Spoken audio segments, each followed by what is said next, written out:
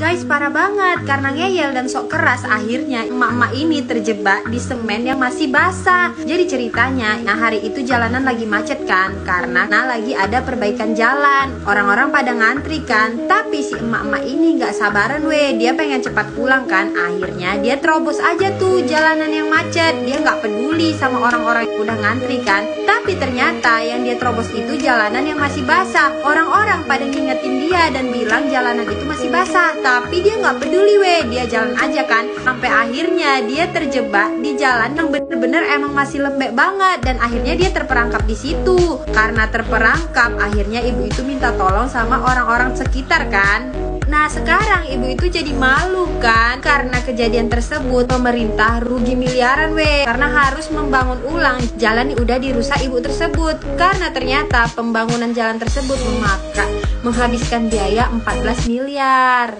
Guys, serem banget. Cowok ini balas dendam ke buaya yang udah makan istrinya yang sedang hamil 8 bulan. Jadi ceritanya cowok ini punya istri kan, dan istrinya itu sedang hamil 8 bulan. Nah istrinya ini lagi pergi cari kayu ke dekat sungai gitu. Tapi pas lagi cari kayu gitu, tiba-tiba cewek ini diterkam sama buaya dan akhirnya dimakan sama buaya weh. Yang tersisa cuman jari kaki dan jari tangannya doang. Nah karena ditinggal suaminya dan calon anaknya, si cowok ini berduka selama 3 bulan weh. Tapi setelah 3 bulan tiba-tiba dia mendapat kabar dari temennya kalau temennya itu melihat buaya yang udah menelan istrinya hidup-hidup. Karena masih merasa sakit hati, akhirnya dia berencana untuk membalaskan dendamnya weh. Dia pesan tombak yang benar-benar tajam ke tukang besi, dan setelah dia tempah tombak itu, dia serang buaya tersebut dan dia bergumul sama buaya selama 10 menit. Setelah bergumul sama buaya selama 10 menit, akhirnya dia berhasil menangkap buaya tersebut dan menewaskan buaya tersebut weh. Guys, serem banget. Ada kisah nyata di daerah Surabaya, pocong bisa ngebegal sepeda motor roda 2. Jadi ceritanya weh, di Surabaya itu lagi viral pocong yang suka muncul